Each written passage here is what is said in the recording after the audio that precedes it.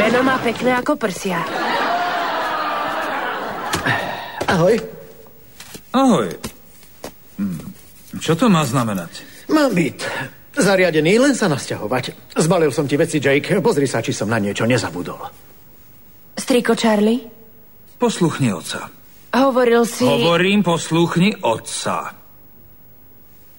Ja som len pešiak. Kde máš ten byt? V údolí. Je to pekný komplex v španielskom štýle. Volá sa Údolná hacienda. To sa dá. 2 spálne, bazén, výrivka, fitness. To je super. To je.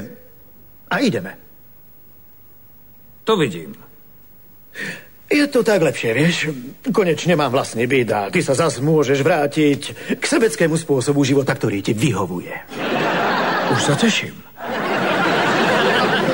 Hotovo, som pripravený. Dobre, tak teda môžeme ísť. Pomôžem ti? Nie, netreba.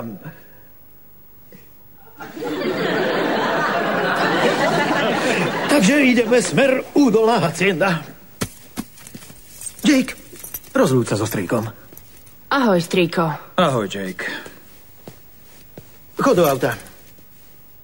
Posluchni otca. Vidím, že sa tu vôbec nikto nepoučil. No, ďakujeme za pohostinnosť. A ľutujeme, že sme obťažovali.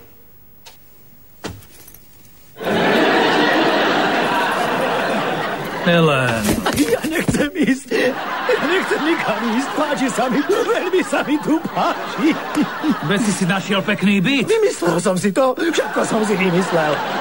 Mám ti poboskať zadok? Poboskám ti zadok? Otoč sa. No tak, otoč sa. No tak. Prosím ťa, Ellen, neblázni. Ja to myslím vážne. Ty si tu šéf. Oveľa radšej budem druhotriednym občanom tu v raji, ako kráľom v špinavom, smradľavom brlohu pri letisku.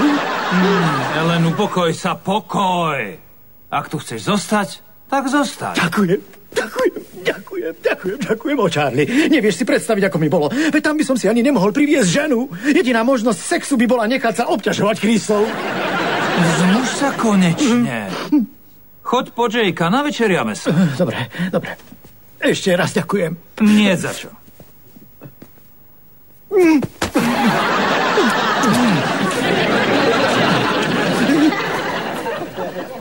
Charlie.